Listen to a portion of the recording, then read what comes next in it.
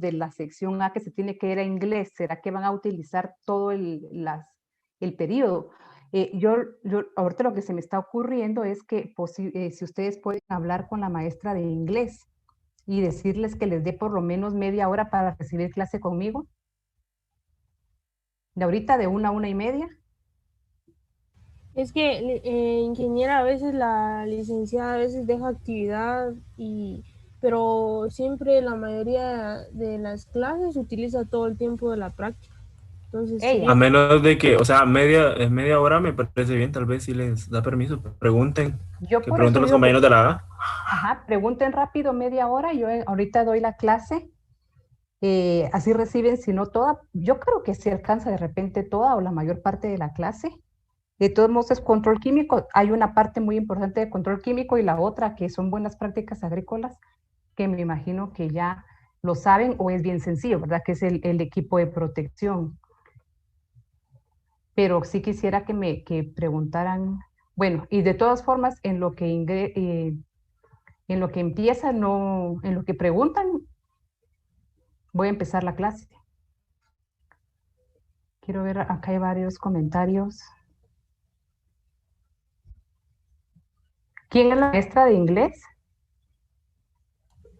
No es Rosana Rosana. Cáceres. sí, Ah, Ajá. ya. Rosana.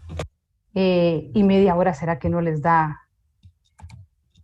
No creo, porque a ella no le gusta atrasarse. Es que el problema con ella es que, o sea, media día a esta hora, ¿quién la saque de ahí?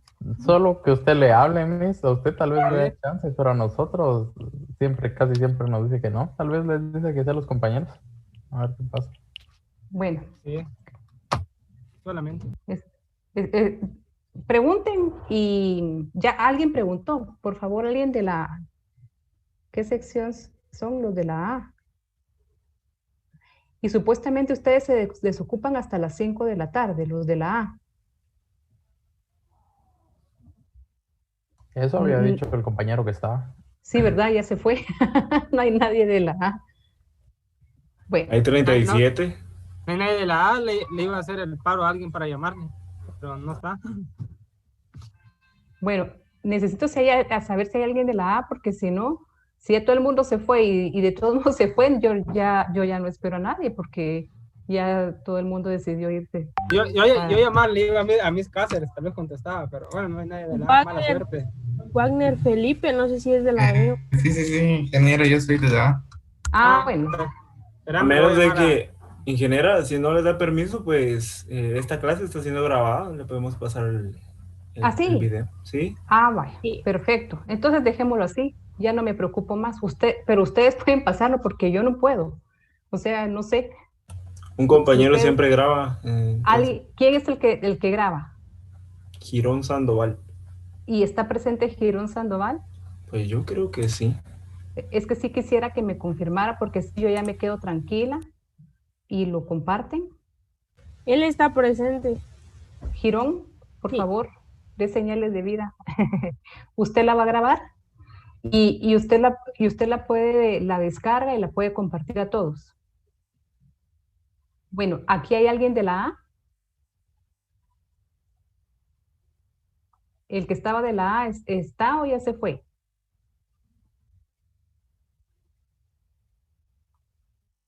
¿Qué se hizo de la A?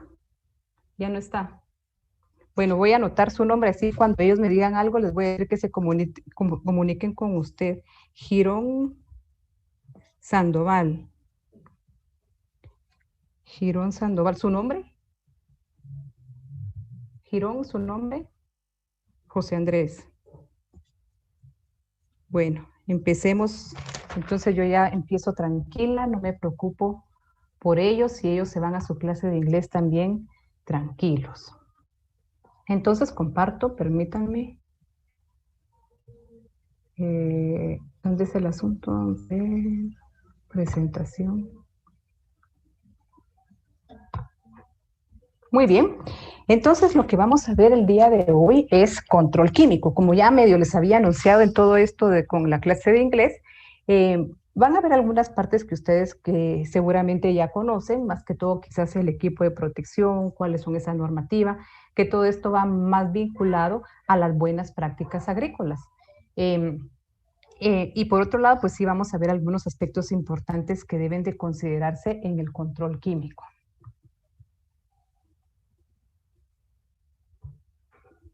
Muy bien. El control químico, como ya nosotros, solo quiero ver una cosa, quiero ver si es esta la presentación. Ah, bueno, sí dice Inca. Permítanme, vamos a meter acá. Solo quiero revisar la presentación, si es esa. Quiero ver cuántas diapositivas tengo.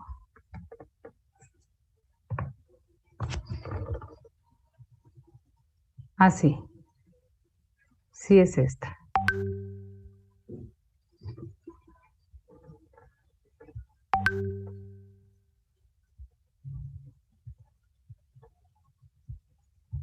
Listo.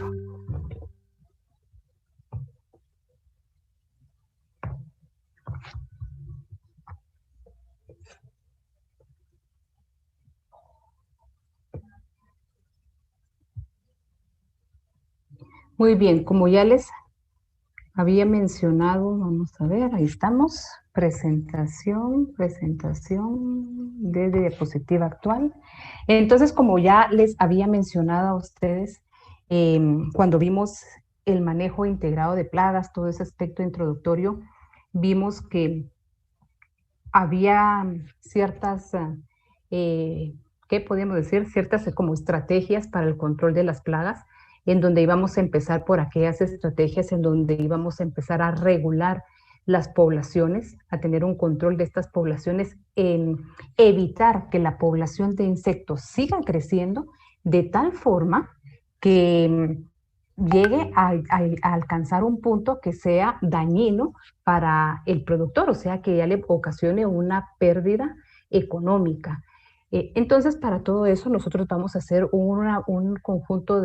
aplicar un conjunto de prácticas o estrategias para evitar que esto llegue, y para esto nos estaríamos moviendo en estos dos niveles de este triángulo que nos demuestra o que nos quiere dar a entender cómo es que emplearíamos nosotros ese control químico. Con todas estas herramientas que están en el control preventivo, el control cultural, estaríamos nosotros empezando a perturbar, por así decirle, todo el ambiente a los insectos, evitando que crezcan fácilmente sus niveles poblacionales. Solo cuando la población de insectos llega a alcanzar cierto nivel poblacional que se está acercando a un punto en que nos va a causar una pérdida económica, entonces nosotros vamos, por decirlo así, a atacar más fuertemente. ¿Y cómo vamos a contrarrestar este nivel poblacional que se está aumentando rápidamente? Con un control ya directo. En algún momento va alcanzando cierto nivel que nosotros acá en este control directo estaríamos aplicando principalmente el control químico. ¿Para qué el control químico? Para evitar que la plaga llegue a este nivel que nos ocasiona un daño económico. Disminuimos, digámoslo así, la población viene aquí creciendo, llega a un punto donde ya casi nos ocasiona un daño económico. Acá entonces contrarrestamos y la población baja. Cuando la población logramos que baje con el control químico, entonces ya empezamos aquí a movernos nuevamente con todas las estrategias preventivas, estrategias que nos van a permitir tener regulada esa población. Podríamos utilizar no solo el control cultural, el mecánico, podríamos emplear algún controlador biológico. El control biológico ya vimos que es efectivo, pero no es tan rápido, no hay una respuesta tan inmediata como lo podemos ver en el químico. Entonces aquí estaríamos moviendo con el control biológico también, y así hasta cuando ya la población nuevamente se está acercando a un punto en que nos va a causar un daño económico, entonces allí tenemos que nuevamente bajar la población. Pero si nosotros con todas estas prácticas que hacemos logramos mantener la población, digamos, a este nivel, y evitar que llegue, por ejemplo, a este nivel que sería donde tenemos un daño económico, y lo hacemos bien sin químico, pues no aplicamos ningún químico, nos mantendríamos acá manejándola con todas las otras herramientas que nos pueda dar un manejo integrado de plagas. Entonces, por ahí es el manejo del químico. Entonces, ¿cuándo hablamos de control químico? Cuando utilizamos cualquier sustancia química para el control o para prevenir el desarrollo de una plaga o enfermedad. Nosotros en este momento, en entomología, pues nos vamos a ir dirigiendo más que todo en insectos, ¿verdad? Plagas insectiles. Entonces, dentro del control químico tenemos un vocabulario que usamos frecuentemente, que yo sé que ustedes lo manejan muy bien, así que ustedes, más bien ustedes me van a decir qué significa. Cuando nosotros hablamos de plaguicida, estamos hablando que vamos a controlar cualquier organismo vivo que lo consideremos plaga. ¿Y a qué es a lo que consideramos plaga? A aquel organismo vivo, a esa población que nos va a causar un daño. Puede ser un daño económico, puede ser un daño a la salud, algo que va a dañar alguno de nuestros intereses. Y dependiendo la acción biológica, es decir, hacia quién va dirigido, así son llamados, díganme ustedes, insecticidas para matar a los Insectos. Ajá. Bactericidas, Bacterias. acaricidas, Ácaros. fungicidas, Hongos. nematicidas, Nematos. rodenticidas, Roedores. biocidas. Plantas. Ese creo que es para todos mis. Exactamente, bio, todo lo que tenga vida, bio, todo lo que tenga vida, sida, matar. ¿Y los moluscocidas? Moluscocidas. Moluscos. Muy bien, perfecto.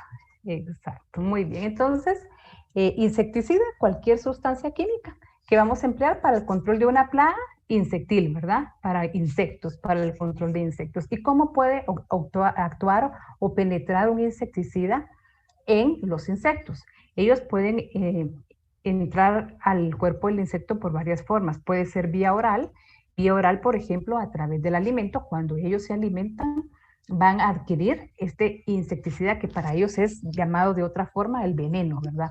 Van a adquirir el veneno y entonces de esta forma ingresa este producto, este veneno, el insecticida, para tener una acción sobre ellos. ¿Y a través de qué forma? ¿Cómo puede moverse este químico para que llegue acá al cuerpo del insecto? ¿Cómo puede moverse en la planta? Esa es la pregunta. ¿Cómo se mueve o cómo llega a la planta? Bueno, para que el insecto al alimentarse pueda adquirir, digamos, el veneno. Tenemos primero una contaminación superficial. Esto sería estos insecticidas de contacto, que así puede caer directamente en el cuerpo del insecto, ¿verdad? Pero aquí estamos hablando puramente vía oral, que ingresa el veneno vía oral, entonces una contaminación superficial en la planta. Aplicamos el químico y queda el veneno sobre la planta y cuando el insecto llega y se alimenta, así ingiere este veneno. Podemos tener algunos insecticidas que tienen la propiedad de tener un pequeño movimiento dentro de los tejidos de la planta, que de este ya hablamos en algún momento, que son los traslaminar, que dijimos que era para el control de ¿quién? A ver, ¿quién se acuerda? Mosca minadora.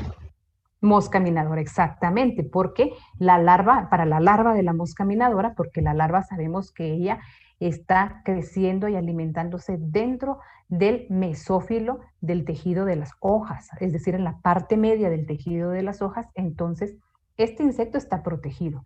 Si el insecticida cae en la planta, pero no tiene esa capacidad de pasar los tejidos, las primeras capas del tejido vegetal, queda superficialmente, no va a tener ningún efecto sobre la mosca minadora.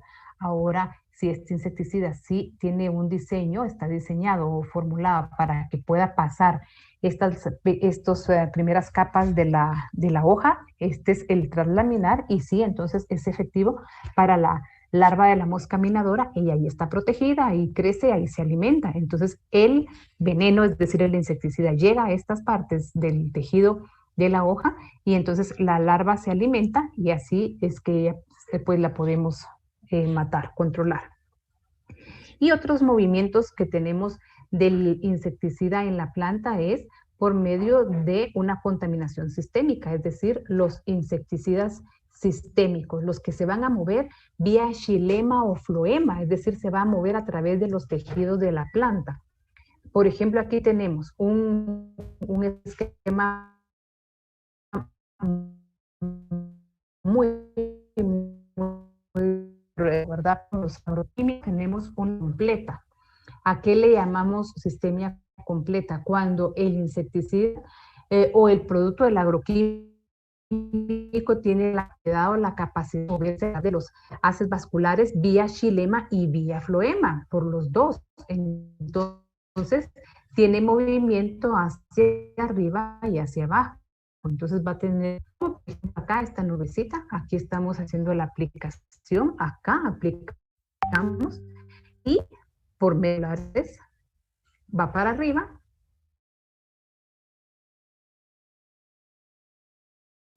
Aló.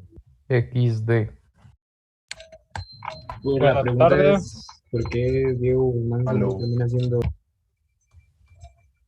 Miss? Muy bien. ¿Cuál era la pregunta?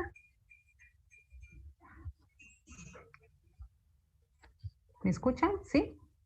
Sí, ingeniera, sí se escucha. Sí, sí, sí. Entonces, como les decía, tenemos una cobertura completa vía xilema y floema. Entonces, como les decía, lo podemos aplicar acá donde tiene la nubecita, acá se aplica y este nos va a dar una cobertura total. Entonces, pues es muy efectivo, ¿verdad? Porque tenemos cubierta toda la planta.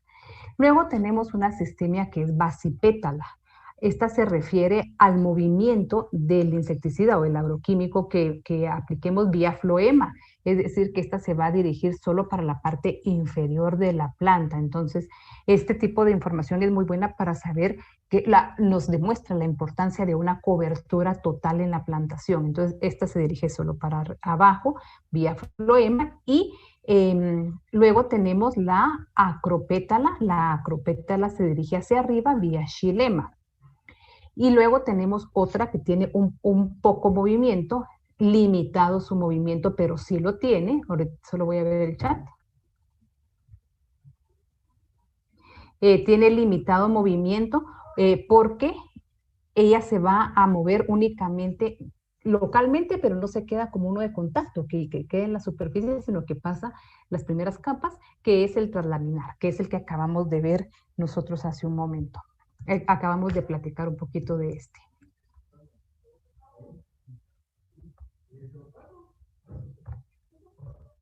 Muy bien. Entonces dijimos que puede ingresar el insecticida al cuerpo del insecto vía oral y también puede ser vía respiratoria. ¿Cómo? Por medio del sistema traqueal. Los insectos terrestres respiran por tráqueas y traqueolas. Entonces, tráqueas, que son unos orificios, unos tubos grandes, y luego se ramifican más a través de las traqueolas. El contacto del exterior con la tráquea se da a través de los espiráculos. Entonces, de esta forma también puede entrar el químico al cuerpo del insecto por medio de su sistema respiratorio. Y tegumentaria pasa este químico a través del tegumento, es decir, de su exoesqueleto. Cae el insecticida en el cuerpo del insecto y ahí puede penetrar las capas del exoesqueleto. A esto nos referimos con tegumentaria. La mayoría entonces de los productos pueden actuar de las tres formas: oral, respiratoria y tegumentaria. Entonces, el tema del químico, el famoso control químico. Hemos hablado varias cosas de él. Hemos hablado ya, cuando hablamos un poquito de control biológico, hablamos la importancia de poder ir sustituyendo el químico, por lo menos en algunas partes del proceso agrícola, para reducir la carga química y el impacto que tienen los químicos. También lo hablamos cuando dijimos o se explicó la importancia del manejo integrado de plagas. Entonces creo que en ese sentido, pues creo que estamos ya claros la importancia de dejar de usar un control químico como la única alternativa para el manejo de plagas y enfermedades, sino que debemos de buscar varias alternativas de tal forma que podamos bajar esa carga química. El control químico pues tiene varias desventajas que hemos platicado. Este afecta a todos los organismos. Entonces, en tanto que las moléculas de los agroquímicos son más viejas, estas pues son un poco más generales para afectar a varios organismos. Conforme se ha venido desarrollando nuevas moléculas, pues han tratado de tener moléculas que afecten menos, por ejemplo, a la fauna benéfica. pero es bien difícil, ¿verdad? Poder hacer estas exclusiones. Entonces, producto de esto, de que afecta a todos los organismos, tenemos a la destrucción de los controladores biológicos, es decir, los enemigos naturales que nos ayudan a mantener una población regulada. En muchas ocasiones puede surgir una plaga nueva, que lo tengo aquí escrito, surge esta plaga nueva. ¿Y cómo puede surgir? Precisamente porque la población de estos insectos, a pesar de ser fitófagos, estaban presentes en el cultivo y áreas aledañas, pero de tal forma de que sí se alimentaba del cultivo, pero no ocasionaba ninguna pérdida económica. Pero ¿por qué? Porque había distintos factores que contribuían a tener un equilibrio en esa población. Y factores pueden ser muchos. Pueden ser los factores climáticos y enemigos naturales, la capacidad biológica del insecto, es decir, su ciclo de vida, su capacidad de reproducción. Entonces, todos estos son factores que juegan un papel importante en esa velocidad del desarrollo o crecimiento de una población. Entonces, uno de estos factores que acabamos de decir son estos controladores biológicos que nos ayudan a tener ese equilibrio. Muchas veces hemos visto insectos presentes, fitófagos, que no nos molestaban y de repente empezó ya a subir tal población que ya se volvió algún tema preocupante porque era como decir una plaga nueva. Surge como una plaga y ya tenemos que empezar a ver qué hacemos con estos insectos. Antes los veíamos presentes, se alimentaban del cultivo, pero no ocasionaban daño, ¿verdad? Pero pasaron cosas, como por ejemplo la destrucción de sus enemigos naturales o cambio climático, pueden, como les digo, ser muchos factores y surgir entonces una plaga nueva. El desarrollo de la resistencia de los insectos a los insecticidas también ha sido otro problema muy grande que se ha presentado. Entonces, en parte del considerar que, bueno, sí, seguimos usando el control químico, pero tenemos que ver cómo bajamos esa carga química en los productos, tenemos que ver cómo disminuimos el impacto negativo hacia el medio ambiente y hacia los seres humanos, a los animales domésticos. Por otro lado, bien importante, bueno, sí, sé que el control químico sigue siendo permitido, pero también tenemos que ver cómo cuidamos a esta herramienta que es el control químico. ¿Y a qué nos referimos con eso? A evitar que se siga generando resistencia de las plagas que queremos controlar por los insecticidas, porque de esta forma nosotros tenemos una población de insectos, tenemos un listado de moléculas, es decir, de insecticidas que nos ayudan a controlar estos insectos, pero si ellos van adquiriendo resistencia, entonces estos ya no nos sirven. Entonces, de un listado de 10, supongamos que ahora vamos a tener menos menos moléculas que nos van a ayudar a controlar esta plaga. Esto sin tomar en cuenta que parte de que, digámoslo así, todo el sistema de la producción agrícola dice, bueno, sí, seguimos permitiendo el control químico, también se han surgido nuevas restricciones y son restricciones y controles, digámoslo así, controles para proteger el medio ambiente y proteger a los productores en las áreas residenciales cercanas a los campos agrícolas, los animales domésticos, y ha sido, por ejemplo, que se establecieron límites máximos permitidos, es decir, una cantidad de producto que va a ser evaluado al final en la cosecha de producto que presente en la cosecha. Entonces ya hay restricciones para eso. Yo no puedo aplicar cualquier cantidad y ahí queda y me la como y ya. No. Eso ya está regulados, estos límites máximos permitidos, principalmente en el comercio internacional. Guatemala pues los tiene, pero no hay quien lo supervise, no hay quien lo exija. Entonces pues Guatemala, nosotros como consumidores pues no tenemos esa protección, aunque sí existan, pero el comercio internacional sí lo exige. Entonces eso nos hace también tener mucho cuidado con el control químico a la hora de aplicar, de no salirnos de estos límites permitidos. Por otro lado, regulaciones internacionales de buenas prácticas agrícolas y otros organismos como por ejemplo Global Gap, etcétera, ellos también van a tener la exigencia de que el producto químico que empleemos sea permitido en el país, en nuestro caso en Guatemala, para este cultivo. Y que además que sea permitido este producto químico para el cultivo debe de estar permitido para la plaga. Aunque este agroquímico, si se diera el caso, me sirve, yo sé que me sirve para el control de esa plaga, pero para Guatemala no está registrado ni para el cultivo ni para la plaga, no lo puedo usar. Claro, si Guatemala no tiene ninguna regulación, para el mercado nacional sí, pero para el mercado internacional no. Entonces, esto nos restringe más la cantidad de productos que podemos emplear para el control de una plaga. Entonces, hay mucha regulación ahora y todo va en vía de la protección del consumidor, del medio ambiente y evitar la resistencia, que aquí también vamos a ver otras metodologías. Y ya dijimos, desventaja del residuo y contaminación ambiental. Aquí tenemos un esquema de cómo, por ejemplo, podemos emplear un plaguicida.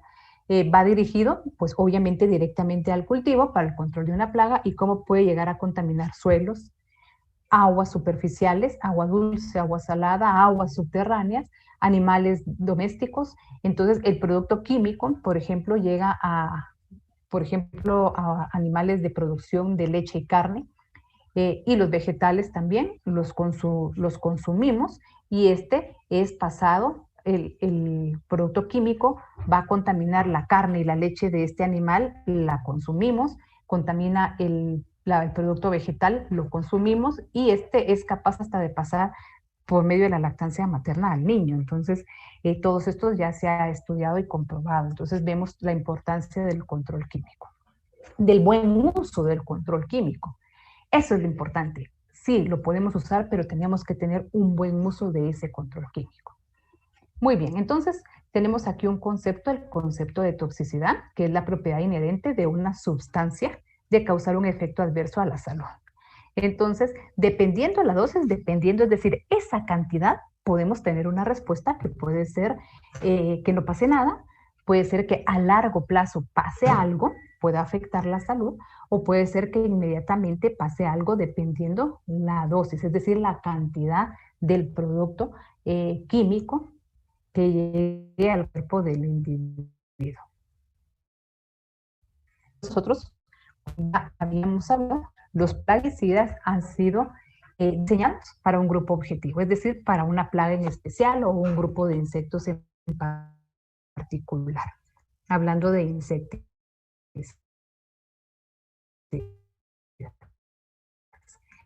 Pero todo el tema que ya les expliqué, un efecto de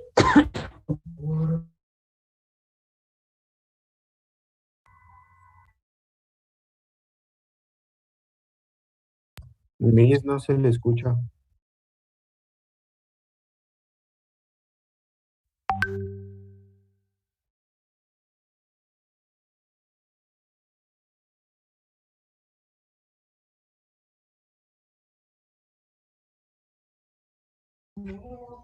Ya regresé. Permítanme un momentito, ahorita lo comparto nuevamente.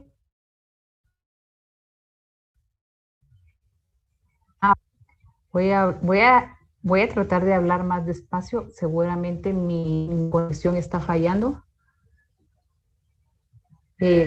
Ahora, ¿cómo me escuchan? Por favor, confírmenme cómo me están escuchando. Sí, ahorita ya se escucha, pero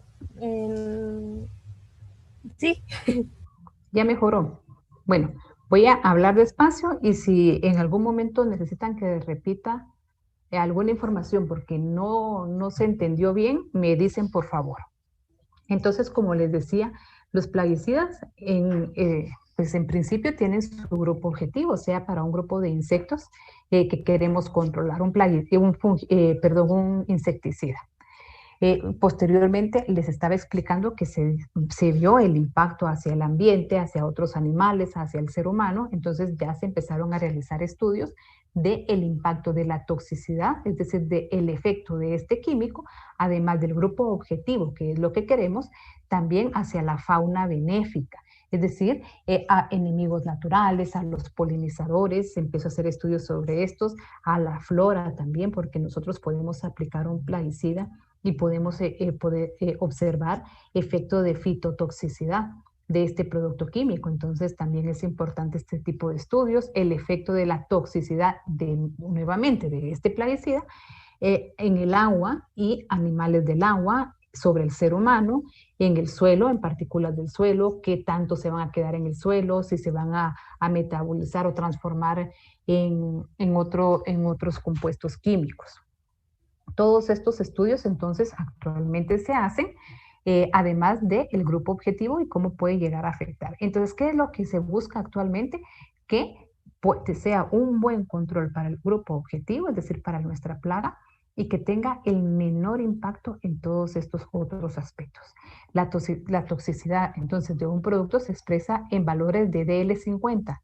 Esto quiere decir dosis letal media.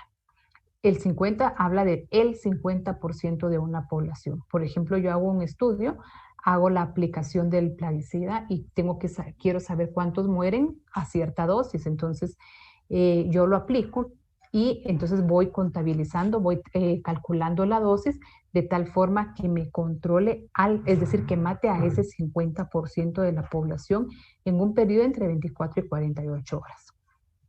La dosis letal media se expresa en miligramo del producto químico, del plaguicida, por kilogramo del peso corporal de quien se esté haciendo el estudio.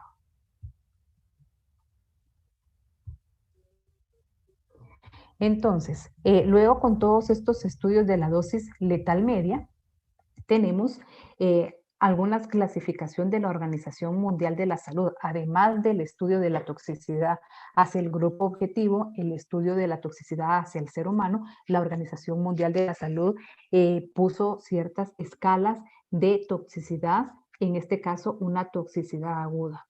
Tenemos toxicidad aguda y toxicidad crónica. Cuando hablamos de una toxicidad aguda es una cantidad, todas estas, una cantidad como estas que tenemos acá, que va a ocasionar un daño en un periodo corto de tiempo, por ejemplo, en ese lapso de 24 a 48 horas, toxicidad aguda. Aparte, también tenemos una toxicidad crónica. Esta es a largo plazo. Por ejemplo, va a haber una cantidad de producto de agroquímico, del químico, que nosotros ingerimos diario, ingerimos a tal punto que paulatinamente nos vaya enfermando y nos lleve hasta la muerte, ¿verdad? Pero va a llevar tiempo y va a ser una ingesta diaria, que me va a afectar. Entonces, y como es a largo plazo, esa es una toxicidad crónica, que también existen valores para toxicidad crónica. Y estos para toxicidad aguda es inmediato, ¿verdad? Y la cantidad del producto que se necesita para que me cause un daño. Y a raíz de esto, o basado en la dosis letal media aguda, entonces se establecen las categorías toxicológicas, que son esas famosas banditas de colores, ¿verdad? Que tenemos en los plaguicidas, la roja, la amarilla, la azul y la verde. Tenemos entonces, esta clasificación la hizo la Organización Mundial de la Salud en conjunto con FAO, y tenemos la clase 1A y 1B. La diferencia entre 1A y 1B pues son los rangos. La 1A pues es mucho más peligrosa, pero tanto la 1A como la 1B están identificados con el mismo color rojo. Entonces, para nosotros, el color rojo es el más peligroso de todos, el más letal,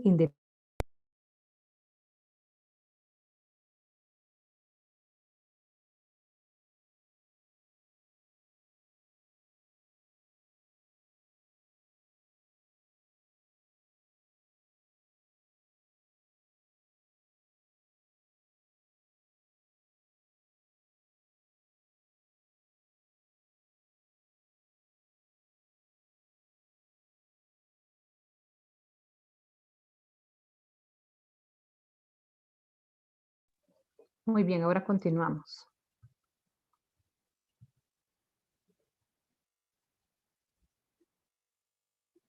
Diapositiva actual. Muy bien, entonces como les decía, tenemos la clasificación, la roja, que va a corresponder tanto a clase A o clase B, independientemente de este rango, o sea, ¿verdad? pero tiene los rangos de toxicidad. Por ejemplo, solo para estar claros, la clase 1A y 1B, que corresponde al rojo, lo tenemos enfocado a los valores más pequeños. ¿Por qué? Porque necesitamos una menor cantidad de veneno, es decir, de un producto tóxico, para que nos ocasione un daño a nosotros. Entonces, entre más pequeño es este valor, quiere decir que necesitamos menos cantidad. 4, que son los de color verde. Imagínense, para una clase 1A tenemos digamos en promedio entre 20 y 40, y la categoría B, la categoría verde, que sería la número 4, sería mayor a 3000, es una diferencia bastante grande, así que nosotros nos deberíamos de mover acá en el verde. Entonces, así es como tenemos la clasificación que los vamos a ver aquí. Acá entonces tenemos, siempre aquí tenemos el listado de una dosis letal media aguda oral, tenemos oral, tenemos dermal. Voy a regresar. Acá tenemos, aquí se nos presentan dos valores, que sea vía oral, que por ingesta vía oral, ¿verdad? O por contacto dermal a través de la piel también nos podemos intoxicar. Oral y dermal. Y aquí tenemos entonces las categorías toxicológicas, la roja, que basada en las dos, la amarilla, también nos presionan bastante o nos exigen mantenernos acá en el verde, si acaso azul, pero mantenernos en el verde, que es lo más seguro para el aplicador. Principalmente ellos, que son los que tienen ese contacto más directo con el agroquímico, ¿verdad?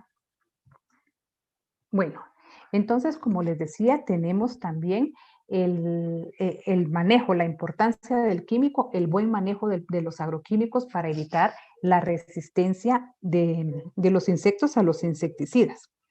Entonces, decimos que es una resistencia cuando nosotros, por ejemplo, aplicamos continuamente el plaguicida, el insecticida, el mismo insecticida varias veces, entonces de estas aplicaciones hacia una población. Entonces, esta población van a haber algunos que mueren. Los que mueren ya no son problemas para nosotros, pero los que logran sobrevivir, ellos son un problema grande porque ellos ya van a empezar a adquirir esa resistencia.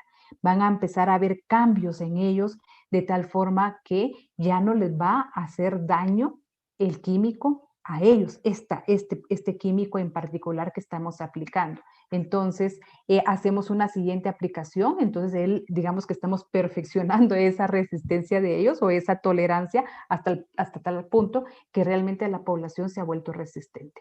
Y lo más delicado de todo esto es que estos cambios en el organismo del insecto pueden ser heredados, entonces no va a ser solo resistente esta población que logró sobrevivir a las aplicaciones que nosotros hicimos, sino que encima de todo es heredado y su siguiente generación ya va a traer esta característica tolerante o resistente al plaguicida que estábamos aplicando. Entonces, ese es un problema bien grande. Y como les digo, es un problema bien grande porque, por ejemplo, nosotros tenemos un grupo de moléculas o, digamos, ingredientes activos, como por ejemplo buprofecin, que lo podemos aplicar para el control de mosca blanca. Entonces lo aplico, lo uso, muy bueno, lo sigo usando, lo sigo usando, lo sigo usando hasta el punto que adquirió resistencia. Este ya no me sirve porque ya son resistentes, lo saco de mi lista, entonces me voy acá, neonicotinoides, tiametoxan. Entonces me muevo acá y tiametoxan, muy bueno para el control de la mosca blanca, y lo uso hasta que ya no me sirvió, lo saco de la lista, ya agarró resistencia, me voy a otro. Y así, entonces de mi listado cada vez tengo menos. Y si nosotros nos vamos hacia una normativa internacional, recuérdense que una normativa internacional no es porque el vecino me dijo que era bueno. Yo tengo que, como les digo, bajo una normativa internacional. Aquí en Guatemala, ¿quién se mueve con una normativa internacional? Las agroexportadoras. Si quieren exportar, tienen que respetar en la medida de lo posible. Tienen que respetar. De repente por ahí se salen del camino, pero un paso en falso y pierden el negocio. Entonces tienen que respetar. ¿Y qué me dice la normativa internacional? Lo que les acabo de decir hace un momento. Para yo poder usar esto, debe de estar el plaguicida, este químico, permitido para el cultivo y permitido para la plaga. No porque mi vecino me lo recomendó y es muy buen usar, es permitido para el cítrico, yo ahora lo voy a usar en mi tomate. No, no es así. Tiene que estar permitido por el Ministerio de Agricultura para mi cultivo, para tomate y para la plaga, para la mosca blanca. Tiene que estar permitido. Si dice permitido para mosca blanca, para cítricos, no me sirve, porque debe de cumplir con esto. Además de eso, tengo que cumplir con los límites máximos de residuos. Los límites máximos de residuos es esa cantidad de producto químico que queda en mi cosecha, lo que yo ya voy a comercializar y consumir. Esa cosecha van a ser evaluados una pequeña porción de este que sea, por ejemplo, qué sé yo, si es tomate, los tomates se van a evaluar y van a evaluar qué moléculas, es decir, cuál de todos estos productos químicos están presentes. Y además van a evaluar en qué rango están, en qué proporción, qué cantidad de este producto químico está presente en mi cosecha, en mi tomate. Y nuevamente, existen normativas, por ejemplo, Estados Unidos tiene sus límites máximos de residuos permitidos, entonces si yo lo exporto para Estados Unidos va a ver que yo no me salga de ese rango. Inferior o igual, pero nunca superior. Si es superior, me rechaza y pierdo la venta. Canadá tiene sus límites, de repente a veces comparte con Estados Unidos, pero Canadá tiene sus límites, Unión Europea tiene sus límites, nosotros Guatemala los tenemos, pero como les digo, acá no hay regulación, lamentablemente, pero existen, todos tenemos esos límites máximos permitidos. Entonces, debemos de cumplir con ellos. Y eso es otro asunto importante en el tema de cuidar las moléculas, porque van a haber moléculas, por ejemplo, los neonicotinoides, ellos normalmente son muy residuales. Entonces, ¿qué quiere decir? Que yo lo aplico y es muy probable que siempre que yo haga el análisis de químico, lo encuentre presente desde que yo apliqué el neonicotinoide, y si yo lo aplico ya al final del cultivo, de la cosecha, en el periodo de cosecha o casi llegando a cosecha, es probable que como son muy residuales, entonces va a ser alto esos límites máximos permitidos. Entonces yo también tengo que jugar con eso en campo. Tengo que, los productos que son muy residuales, los tengo que aplicar al principio, de último me voy con los que son menos residuales por un lado. Por otro lado, tengo que jugar con los límites máximos permitidos. Si yo tengo un rango grande de límite permitido, eso lo puedo usar también ya más cercano a cosecha, y si el rango es muy pequeño, lo uso únicamente, tal vez me da chance de aplicarlo solo en una sola aplicación al principio, en las primeras etapas del cultivo.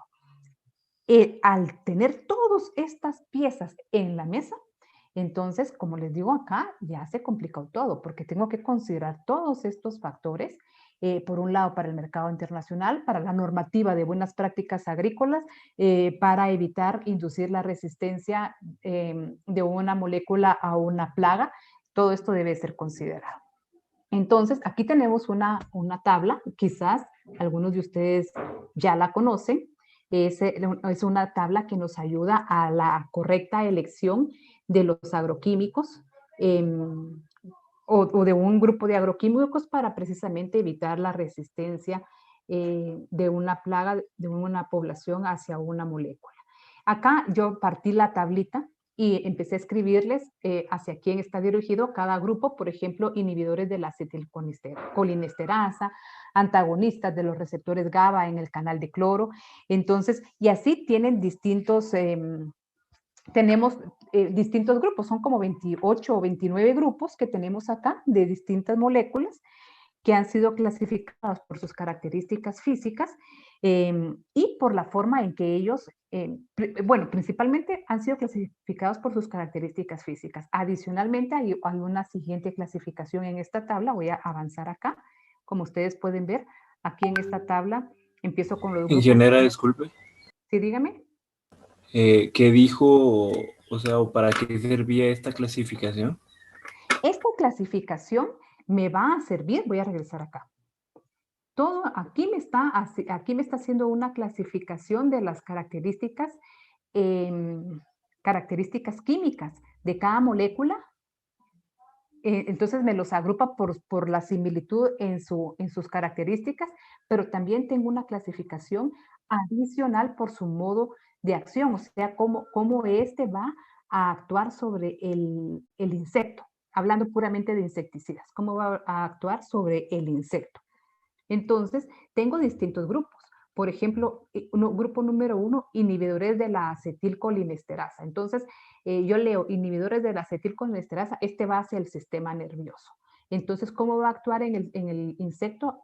Va a afectar el efecto en la acetilcolinesterasa. Entonces, el insecto va a morir por medio de convulsiones, porque no va a haber quien permita que se dé la separación entre una comunicación de una neurona y otra. Entonces se manda la señal, se comunican, pero siguen comunicados. Entonces ahí es donde el insecto literalmente convulsiona y muere.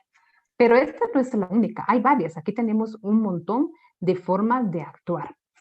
Pero no es necesario que nos aprendamos la forma de actuar. Yo considero que lo importante de este cuadro es leerlo y saberlo utilizar. Entonces, acá tenemos todo este cuadro con los distintos grupos que me dice hacia quién, cómo van a actuar estos inhibidores de la acetilcolinesterasa, antagonistas de los receptores GABA en el canal de cloro, moduladores del canal de sodio, todo esto es sistema nervioso. Estos voy a mover acá lo que yo les decía. Yo misma partí este cuadro como para que ustedes lo puedan ver mejor. Ese cuadro ya está en la plataforma, se los puse en PDF para que ustedes lo puedan agrandar y verlo bien, etc.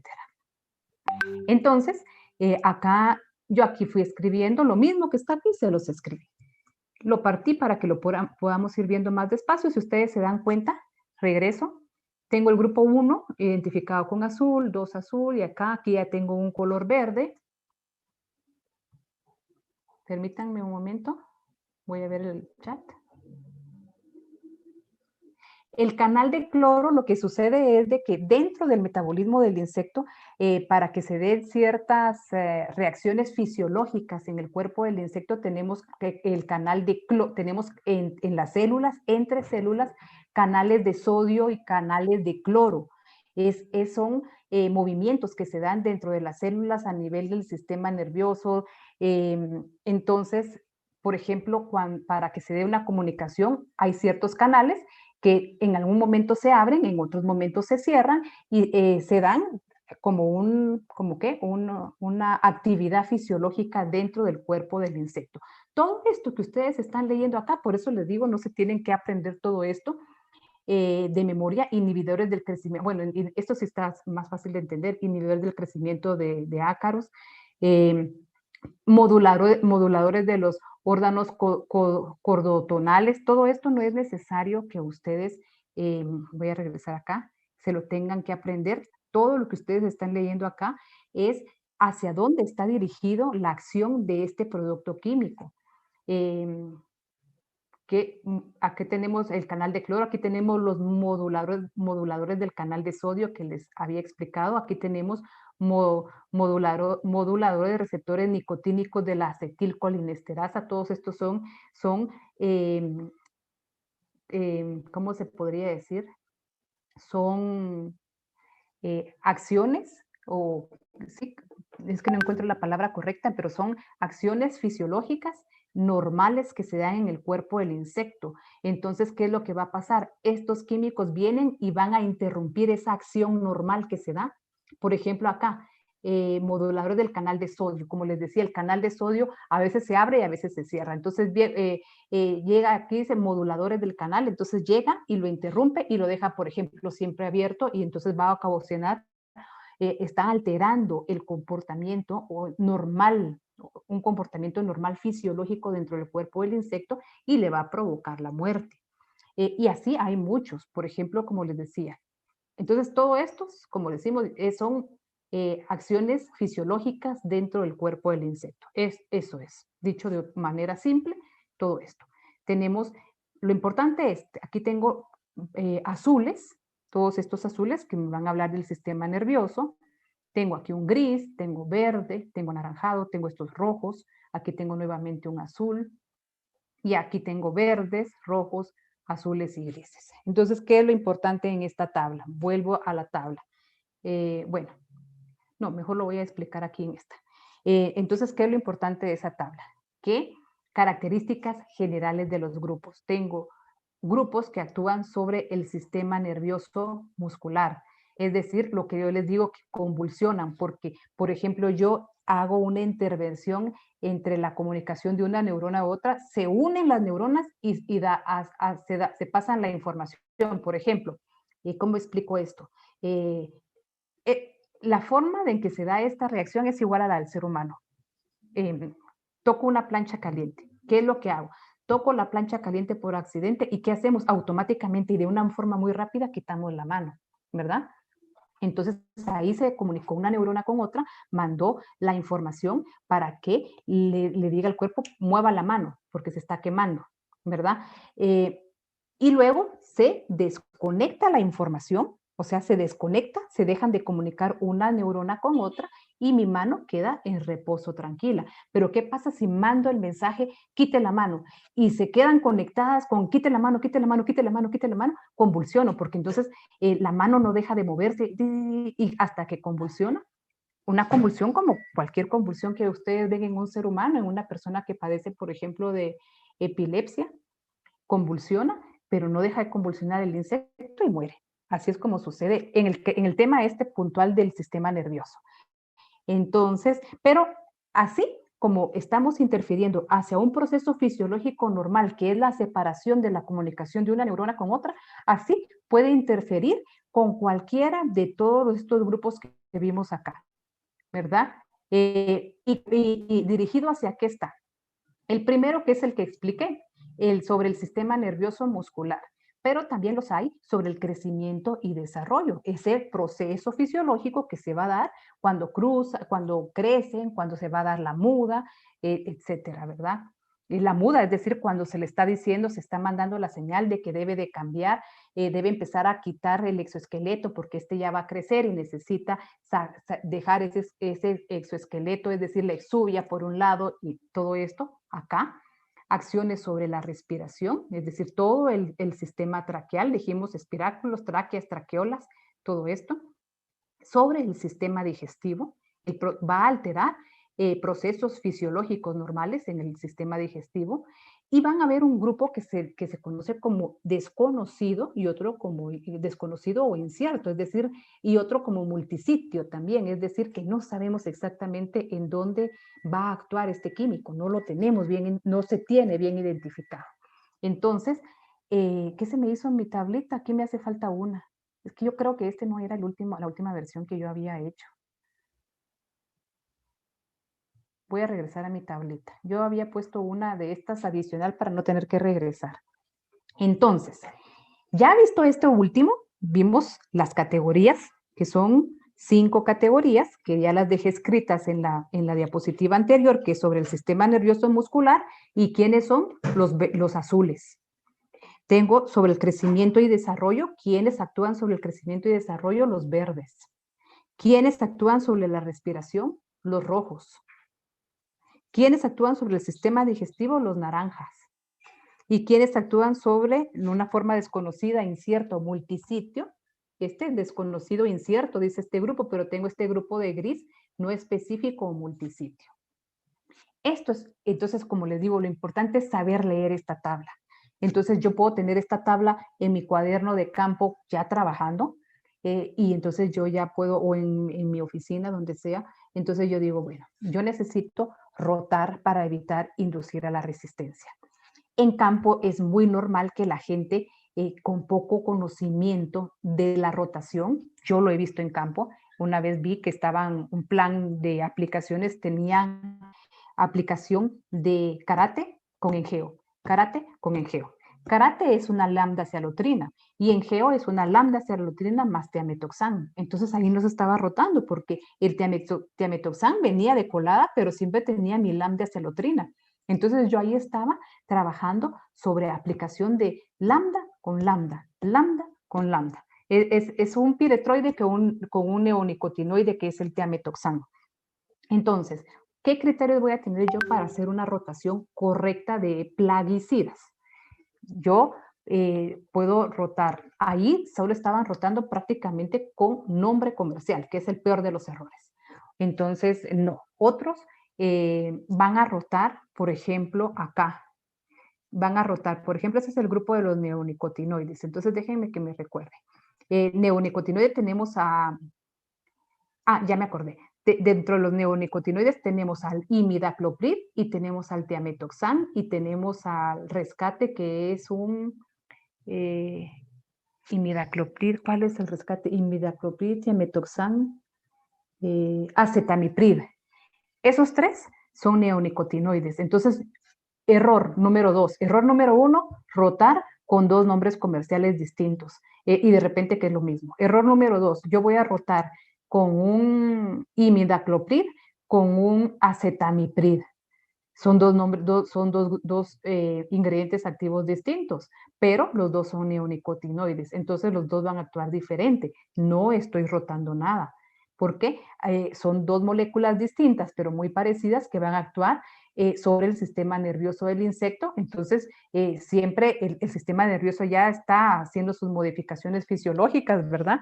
Para adquirir esa resistencia, yo estoy aplicando lo mismo con diferente ingrediente activo. No estoy rotando bien tampoco. Entonces yo debo de rotar, por eso estos colores sí son importantes. Yo sé lo básico.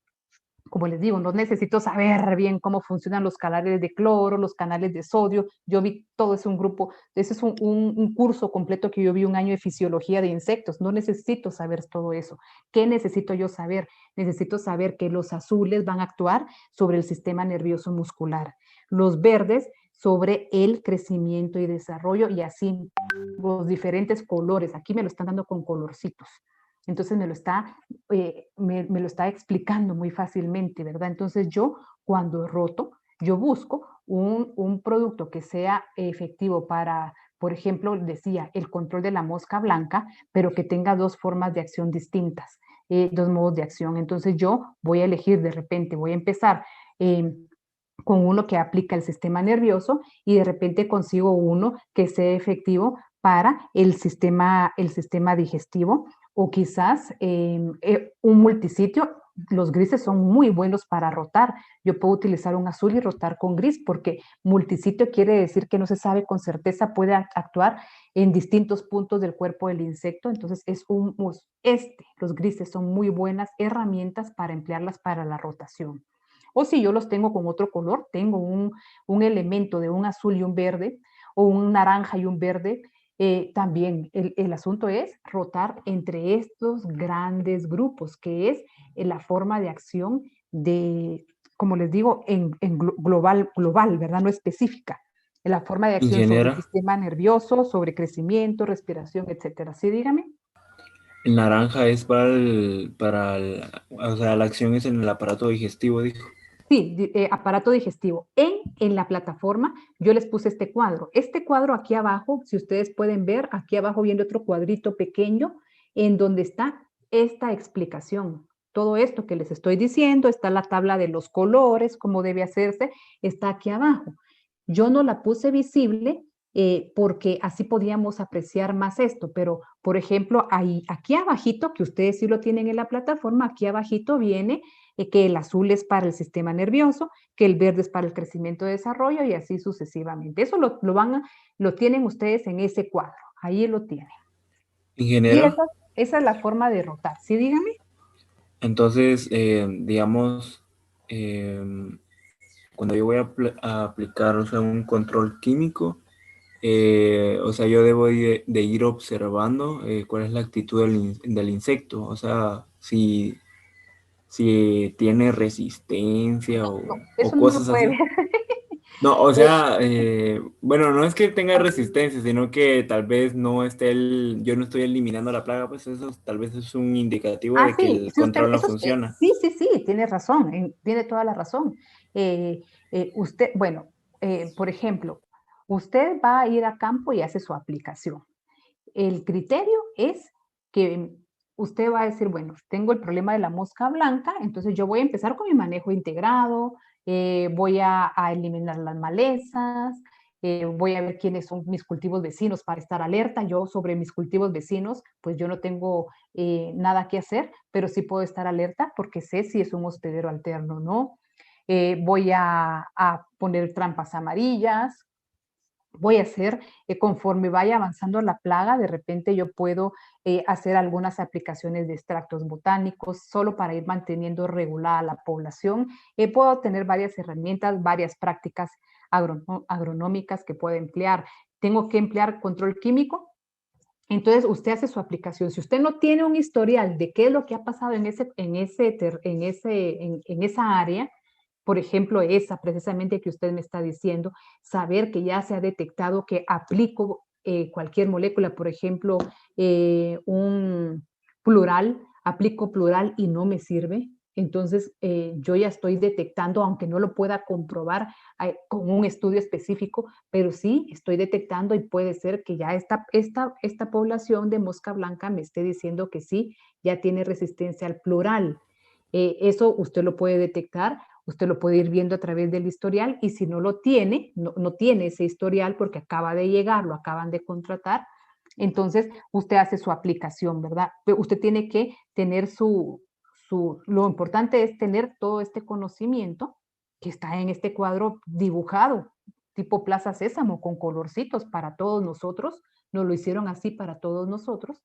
Entonces, va a hacer su criterio, es, primero, lo que le digo, ¿cómo voy a elegir yo este control químico? Si yo estoy en una empresa muy formal, una productora muy formal, seguramente yo tengo que ver lo que le estoy diciendo. Es permitido para el cultivo, es permitido para emplearlo para el control de esa plaga. Si es una empresa muy formal, por ejemplo, una agroexportadora, tengo que ver eso. ¿Y cómo lo voy a ver? Pues miro el panfleto, miro la hoja que trae, o la busco en el agroservicio, la pido prestada y ahí miro si está permitido para el cultivo y para la plaga.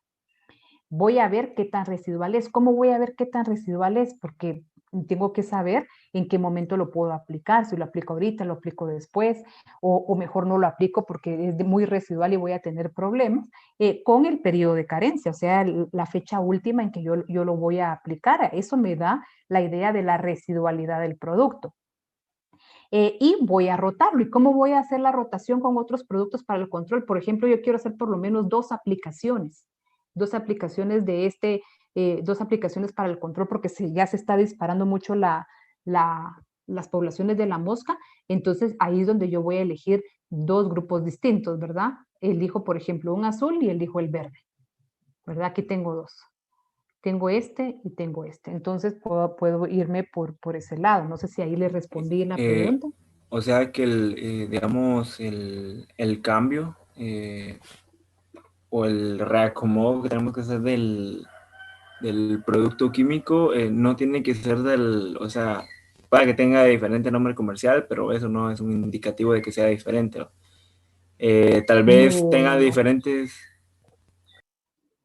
sí, es que usted mencionó eso, digamos, es que hay veces, o sea, el error más común es como... El nombre comercial, sí, ajá, exacto. Nombre por comercial. Ejemplo, mire, pues, tengo karate, tengo kung fu, tengo, ¿cómo se llama este otro? Karate, kung fu y, ay, no me acuerdo el otro, pero...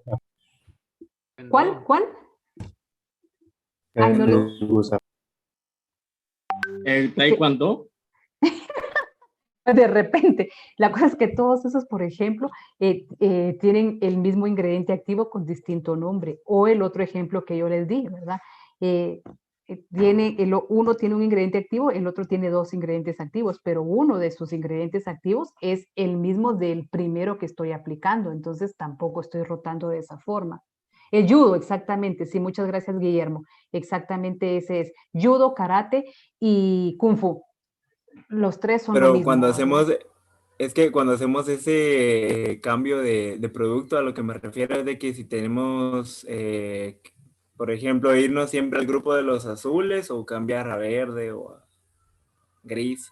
Es que lo que pasa es de que, recuérdese que lo ideal es cambiar.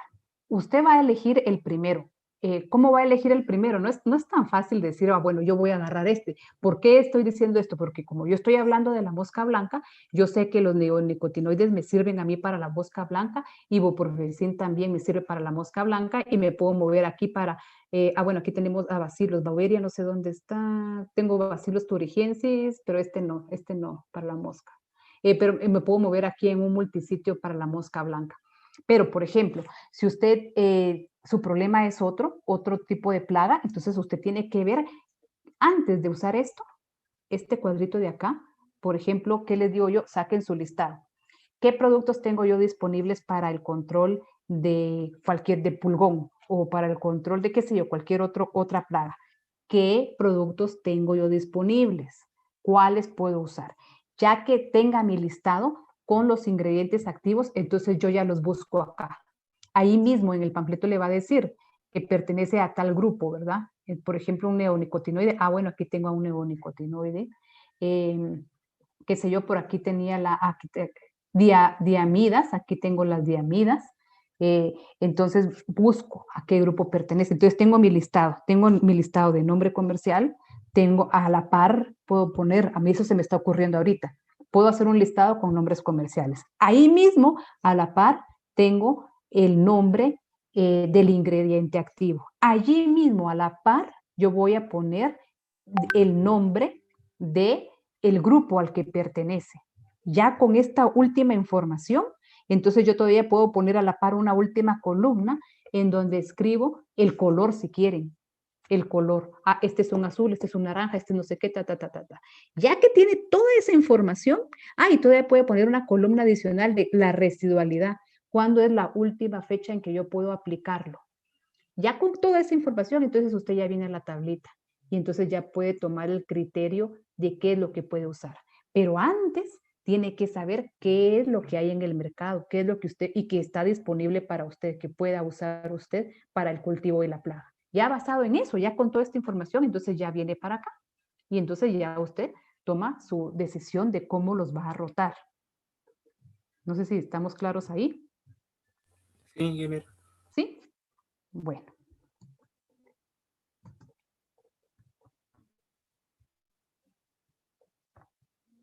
Entonces, esta es lo que ya habíamos visto, todos los ejemplos de todo lo que tenemos. Aquí están los grandes grupos, que basado en esto es que yo voy a ir tomando mi criterio de rotación. Entonces, ¿qué es lo más importante de la tabla? No es que yo me sepa la tabla de memoria. Yo en mi tabla me la puedo tener, como le digo, la pego en mi cuaderno de campo. Lo importante es la interpretación de esa tabla. Eso es lo importante. Muy bien. Luego tengo, continuando con el control químico, tenemos entonces el riesgo. Los riesgos que nos lleva el uso de químicos. Esta tablita a mí me gusta mucho, es una tablita vieja que habla la toxicidad, el riesgo de la exposición con un producto tóxico y versus la exposición, qué tan alto o bajo va a ser ese riesgo para quien lo emplee. Y está acá, por ejemplo, toxicidad alta, si yo tengo una exposición alta. Esto está muy relacionado o va hacia dónde nos lleva esto, hacia el uso del equipo de protección. Hacia eso vamos en este momento, hacia el equipo de protección. Por ejemplo, si yo tengo una exposición alta, no uso mi equipo de protección y la toxicidad alta es el riesgo alto. Esta tablita yo la vi hace poco, hace un año, cuando empezó todo el tema de la pandemia. Prensa Libre saca una tabla parecida a esta, solo que no habla de alto, bajo, sino que tenía unas caritas. Una persona con mascarilla, otra persona sin mascarilla, dos personas con mascarilla. Por ejemplo, aquí me gustó mucho porque era esta misma tabla explicando la importancia de la mascarilla. Entonces pone aquí una persona con mascarilla con otra persona con mascarilla, entonces la probabilidad es baja.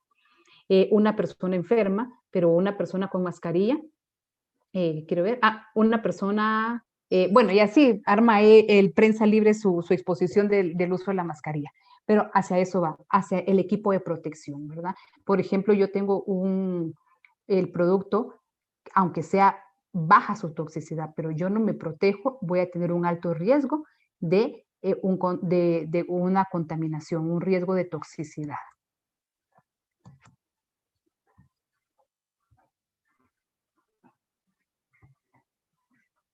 Entonces, Vamos a ver ahora el manejo seguro de los plaguicidas. Es uno de los componentes muy importantes dentro de las buenas prácticas agrícolas, que es el uso del equipo de protección.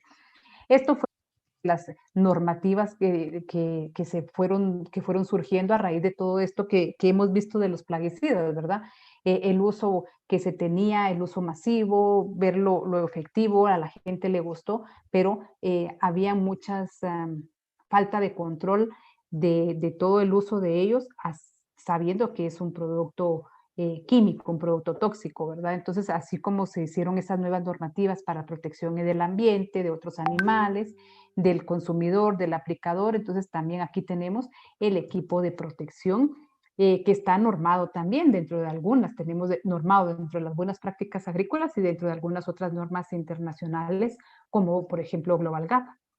Aquí tenemos la comparación. Lo que no tengo es hora. ¿Alguien me puede decir la hora, por favor? Aunque yo creo que ya voy terminando. 2:15. 2:15.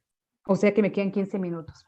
Gracias. Entonces, como les decía, el equipo de aplicación, aquí tenemos una persona que no sé, cero protección y esta persona que pareciera que es mucha protección, pero veamos cómo pueden ser las vías de penetración de un plaguicida inhalatoria, oral y dermal. Las tres vías son bien importantes de controlar, de protegernos, ¿verdad?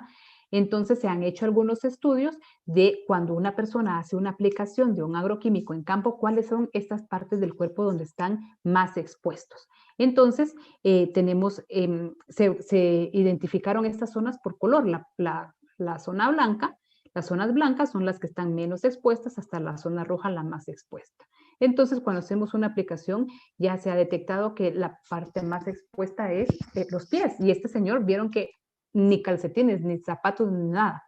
Los pies los tenía totalmente descubiertos. Pero adicionalmente a esto, aquí hay otro estudio de zonas de aplicación, en que son más propensas a la contaminación por la aplicación. Entonces tenemos la parte anterior, es decir, la parte de enfrente del cuerpo de una persona, cabeza, antebrazos, el área de la ingle, pies, y la parte posterior, cabeza, la parte trasera del cuello, parte trasera de brazos y piernas. Acá no menciona la espalda, pero yo sí considero que cuando utilizamos un equipo de mochila, la espalda está muy expuesta, principalmente si ese equipo puede tener algún derrame accidental o algún goteo, la parte de la espalda sí es una parte bastante expuesta. Entonces también deberíamos de tenerla aquí señalada, ¿verdad? Dentro de los equipos de aplicación recomendados tenemos el uso de las mascarillas, dependiendo el producto que se esté empleando, pues así va a ser más exigente la mascarilla, el tipo de mascarilla, mejor dicho. El uso de los overoles para protección del cuerpo completo del aplicador y la gabacha impermeable que la usamos para adelante cuando preparamos una mezcla, pero precisamente por lo que yo les decía, que la espalda es una parte que está muy expuesta por algún escurrimiento, gotera, por cualquier cosa de la mochila, cuando se está aplicando, también se recomienda el uso de la gabacha al revés, se pone en el lado de la espalda y encima la bomba de mochila para que esté más protegido el aplicador. Las botas, el uso correcto de la bota. ¿Cómo va exactamente? ¿El pantalón va adentro o afuera de la bota? A ver, ¿quién me dice? Afuera. ¿El pantalón va afuera?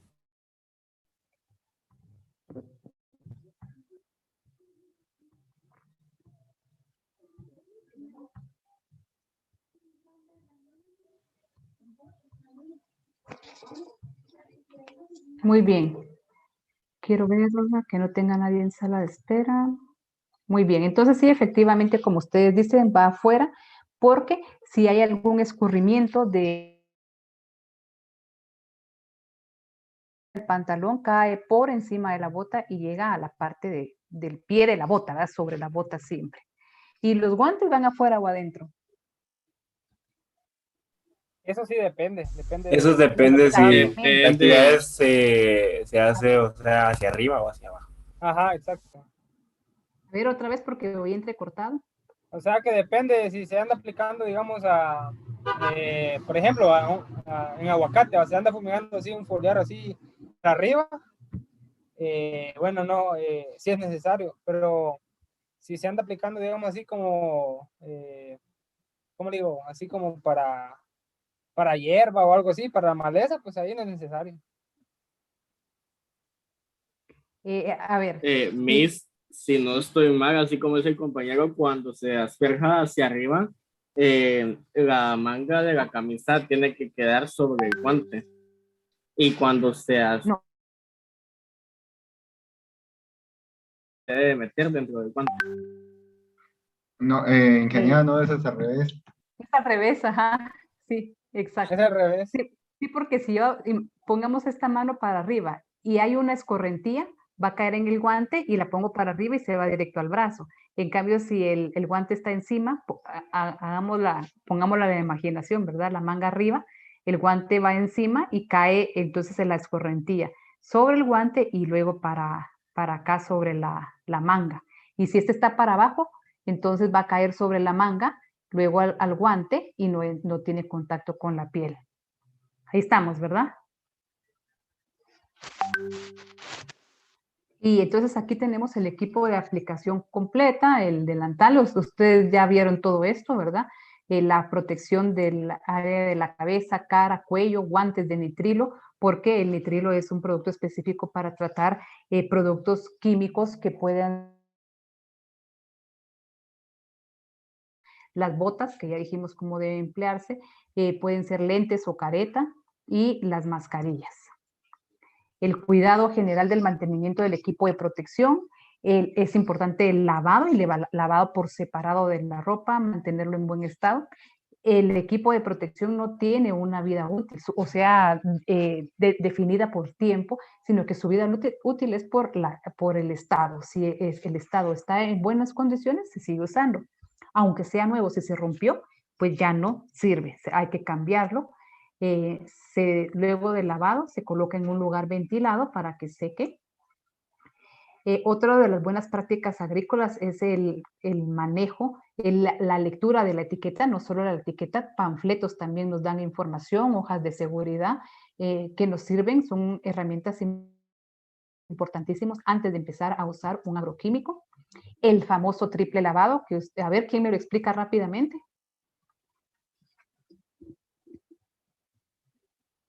Nadie. Tengo que, aquí, ¿qué está haciendo? Primero voy a... Nadie. Bueno, lo lavo 3 veces. Ah, bueno, aquí ya. Después de lavarlo, ¿qué debo de hacer? Se lava 3 veces. Preguntó, ingeniera? Que me explicaran en qué consistía el triple lavado. No sé, pero yo me imagino el triple lavado en que primero se enjuaga, luego se retira todo aquel material, o sea, no sé, algo sólido que sea dentro del... Todo el residuo. Ajá, el residuo visible, y ya después es la desinfección, o no sé, y después otra vez enjuagar. Ajá. Lo he hecho todo en la bomba de mochila, ¿verdad? Y de último, ¿qué hago? Aquí está el último paso. Perforar el envase. Ajá, porque como eso ha sido un envase de un químico, entonces ese no se puede reutilizar.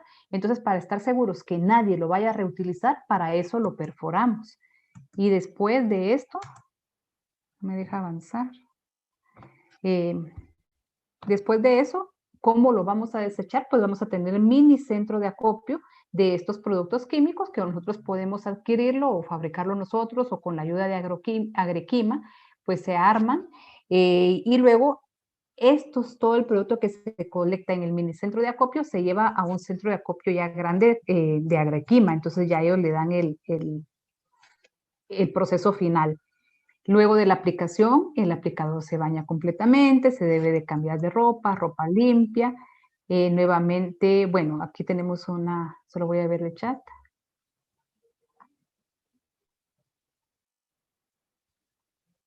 Imagínense. Sí, es que el cortador de caña, sí es impresionante verlos a ellos, esas condiciones tan difíciles de veras. Yo también he estado así como he ido a... ¿Les gusta? Yo los he visto que se ponen a jugar y toda la cosa. No, pues sí, pues todo el mundo le tiene que... todo el mundo le tiene que agarrarle el gusto a la vida, pero es duro, es que eso es duro, aunque les guste. Imagínense ese calor del mediodía. Bueno, el calor allá en la costa sur desde temprano. Empiezan a cortar la caña, caña quemada, ¿verdad? Que todavía se siente el calorcito de la quema. Es duro eso. Aquí por eso yo creo que, o sea, se levantan como a las 3 de la mañana y empiezan a hacer el corte. ¿A qué hora terminarán de cortar? Como a las 5 de la mañana ya están empezando a moler. ¿Empiezan y terminan? Como a las 3 de la tarde. Sí. O sea, a las 5 de la mañana empiezan a moler y ya el dulce está como en la tarde. Sí, es duro eso. Pero sí, a esos cortadores de caña. Yo he estado con ellos también, he ido a visitar, o sea, en algunas auditorías que creo que les conté ayer, en esas mismas actividades he ido con los cortadores de caña. Entonces, aquí, bueno, las conclusiones del equipo del uso del equipo de aplicación. Y creo que hasta ahí llega la presentación. 14 y 27. Justito nos salió el tiempo. ¿Alguna duda o comentario? ¿Ustedes de qué sección son? De la B. Así es. Sí, me extraño. Entonces, lo que tengo duda es que nuevamente todo lo que, como quedó el calendarizado todo, ¿ustedes ahorita tienen otra clase o tienen el periodo libre? Bien guapo. Es que se suponía de que iba a ser laboratorio también. Es que supuestamente nosotros tenemos... Ajá, tenemos la entonces no hay práctica de clases. esto. No, ahorita ya no tenemos ninguna clase programada. Ah, bueno, o sea que sí está mi laboratorio. Lo que hubo fue un traslape con los de la A, entonces, con mi clase y el laboratorio. Muy bien. Entonces, para el laboratorio lo único que... Ah, bueno, no sé, hay algo que les quiero compartir de parte del laboratorio. Denme un momentito. Solo que lo encuentre por acá. Ahorita se los comparto.